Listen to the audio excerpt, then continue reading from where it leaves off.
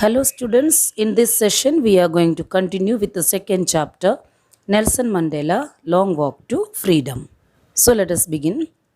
A few moments later, we all lifted our eyes in awe as a spectacular array of South African jets, helicopters, and troop carriers roared in perfect formation over the Union buildings. It was not only a display of pinpoint precision and military force, but a demonstration of the military's loyalty to democracy, to a new government that had been freely and fairly elected. Only moments before, the highest generals of South African Defence Force and police, their chests bedecked with ribbons and medals from days gone by, saluted me and pledged their loyalty. I was not unmindful of the fact that not so many years before they would not have saluted but arrested me. Finally, a chevron of Impala jets left a smoke trail of black, red, green, blue, and gold of the new South African flag. In this paragraph, Mandela says that a few moments later, they all lifted their eyes in surprise. Just after the newly elected president's address to the audience, there was an impressive arrangement of fighter jets, helicopter, and soldier transporters. That means there was an air show, and everyone present there lifted their eyes in amazement, in surprise, to see the air show. The air show was a display of pinpoint precision. That means it symbolized perfection as well as military's respect and obedience towards the free country. The high commanders, whose uniforms were decorated with the medals that they have won for their bravery, that is the meaning of bedecked. Bedecked means decorated. They also saluted Mandela and they all promised their loyalty. Mandela says that he was well aware that he was conscious that these commanders who were now saluting him would have arrested him under the previous rule, as during the supremacy of whites, Mandela was considered to be a criminal. The air show finally ended by making of the South African flag in the sky. The jet planes made a pattern in the shape of V. Okay. Finally, a chevron of Impala jets. That means these airplanes, jet planes, they formed a shape of V and they presented the South African flag. In the sky, they showed the South African flag, which include different colors like black, red, green, blue, and golden colors. So here you can see the V-shaped formation of the jet planes.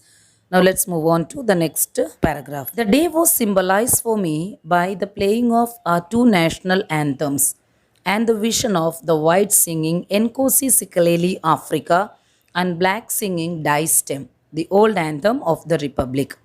Although that day neither groups knew the lyrics of the anthem they once despised, they would soon know the words by heart. Here in this paragraph, Mandela says that he remembers the day as the playing of two national anthems of the country. So, on the day of inauguration of the new democratic non-racial government, two national anthems were played there. One of the whites and the other one was of the blacks. The name of whites national anthem was Nkosi Sikeleli Africa and the blacks were singing their national anthem Die Stem. This Die Stem was the old anthem of the Republic. But on that day of inauguration, both these groups, neither the blacks nor the whites, knew the lyrics of the anthem by heart. The whites once hated the blacks' national anthem Die Stem, but he expressed his hope that they would soon learn the lyrics of the anthem by heart. Moving on to the next paragraph. On the day of the inauguration, I was overwhelmed with a sense of history. In the first decade of the 20th century, a few years after the bitter Anglo-Boer War and before my own birth, the white-skinned people of South Africa patched up their differences and erected a system of racial domination against the dark-skinned people of their own land.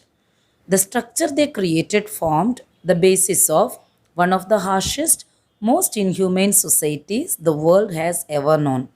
Now, in the last decade of the 20th century, and my own eighth decade as a man, that system had been overturned forever and replaced by one that recognized the rights and freedom of all peoples, regardless of the color of their skin. So, here, on this day of inauguration, the author was remembering his past days when the apartheid system was started in South Africa. So, this system began to emerge in South Africa after the Anglo-Boer War, which took place between the whites and the black people. The majority population of South Africa were the blacks. So, this war, Anglo-Boer War, took place there, and thereafter they started the policy of segregation in the land of South Africa. So, it resulted in the inequality and inferior treatment of dark-skinned people. Okay, so that dark-skinned people, I told you that they formed the major population of South Africa. So these people, black people, were deprived of their basic fundamental rights. And as a result, one of the world's most brutal and inhumane society was born in South Africa. So this system of apartheid began in South Africa even before Nelson Mandela was born. The system of apartheid created an atmosphere of extreme cruelty and injustice to a group of particular community, the dark skinned people. So they were deprived of all their fundamental basic rights. Now, Mandela is in his eighth decade as a man. That means he is at the age of 80. He became old. He and many of his comrades have fought against this policy of segregation, and they have changed the entire system. And today they have a new government where the freedom of all people will be protected regardless of the color of their skin, caste, gender, or age. So Mandela says that a new government is formed by the effort of these people. They got freedom from the clutches of these whites, from the segregation policy. They are liberated. And so this government which is formed, which is installed today, is for all the people regardless of their caste, color, skin color, gender, or anything. No kind of discrimination will be there in South Africa hereafter. Moving on to the next paragraph, we have that day had come about through the unimaginable sacrifices of thousands of my people, people whose suffering and courage can never be counted or repaid. I felt that day, as I have on so many other days, that I was simply the sum of all those African patriots who had gone before me. That long and noble line ended and now began again with me. I was pained that I was not able to thank them and that they were not able to see what their sacrifices had wrought. So, in this paragraph, Mandela says that this day of freedom, where all the people are equal and free, was a result of sacrifices of thousands of men and women. They all have fought all their lives only to see this day of freedom. Here, Mandela wishes that if he could thank all these people who had sacrificed their lives for this day of freedom. But it is really very unfortunate that they didn't live in this world to see the result of their courage. He also admits that he gathered his courage and power from all these people.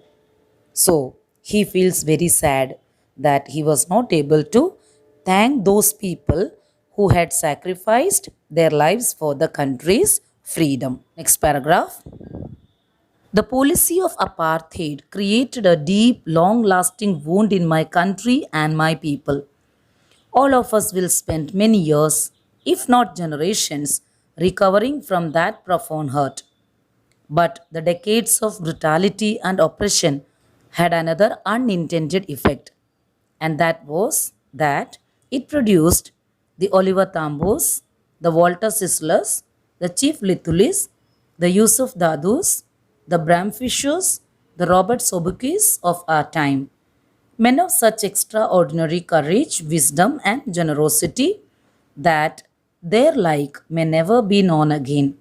Perhaps it requires such depths of oppression to create such heights of character. My country is rich in the minerals and the gems that lie beneath its soil, but I have always known that its greatest wealth is its people, finer and truer than the purest diamonds. So, what Mandela says here in this paragraph is that this oppression policy, apartheid, created a deep and lasting wound in the mind of the people of South Africa. So he says that it will take a long time, maybe many generations, to recover from this deep wound. Mandela also mentions that this hard time had many negative impacts, but it also brought out many strong and courageous men who stood up and raised their voice against the system of apartheid. Many years of oppression and brutality brought these people to fight against the injustice. Some courageous freedom fighters who were produced out of the oppression and brutality were Oliver Tambos, you can see here Oliver Tambos, Walter Sisslers, Chief Lithulis, Yusuf Dadus, Bram Fishers, Robert Sobukis, etc. So these were the people, these were the men of extraordinary courage, wisdom, and generosity who were the comrades of Nelson Mandela to fight against the injustice or the apartheid system. He also says that South Africa is rich in minerals. Okay, South Africa is rich in minerals and gems. But according to Nelson Mandela, he says that the greatest strength of the nation lies in its people. The people of South Africa are finer and truer. According to Mandela, he says that the people of South Africa are finer and truer than the purest diamonds. Moving on to next paragraph. It is from these comrades in the struggle that I learned the meaning of courage. Time and again, I have seen men and women risk and give their lives for an idea. I have seen men stand up to attacks and torture without breaking, showing a strength and resilience that defies the imagination. I learned that courage was not the absence of fear, but the triumph over it. The brave man is not he who does not feel afraid, but he who conquers that fear. So, Nelson Mandela got his strength and courage to fight against the brutal system of apartheid from all the great nationalists whom I mentioned earlier. All these people had risked their lives and tolerated all the ill treatment, all the injustice by the whites. But they never stopped fighting. Thus, he learned from their lives that courage didn't mean the absence of fear. But what is courage according to Nelson Mandela? Courage means the ability to overcome that fear. If a man is not afraid of anything, he cannot be called as a brave man. But when he conquers or when he overcomes that fear, he can be called as a courageous person, or it can be called as courage. Next, no one is born hating another person because of the color of his skin or his background or his religion. People must learn to hate, and if they can learn to hate, they can be taught to love. For love comes more naturally to the human heart than its opposite. Even in the grimmest times in prison, when my comrades and I were pushed to our limits, I would see a glimmer of humanity in one of the guards, perhaps just for a second, but it was enough to reassure me and keep me going. Man's goodness is a flame that can be hidden but never extinguished. In this paragraph, Mandela says that man is taught by his society to hate humans because of their skin color, age, gender, and religion. No one is born by hating another person because of the color of his skin or his background or any other thing. Here, Mandela wants to convey that if people can be taught hatred, they can also be taught love and brotherhood. In their toughest times in prison, when Mandela and his comrades were being treated brutally, Mandela would see a ray of humanity and kindness in one of the guards, and that little ray of kindness was enough for him to keep going ahead. He believes that goodness in human beings can be suppressed, but it can never be extinguished. Extinguished means it can never be blown out or eliminated from a man. That is the end of this second session. Let us wind up this session here. The remaining part of this chapter will be continued in the next session. Thank you.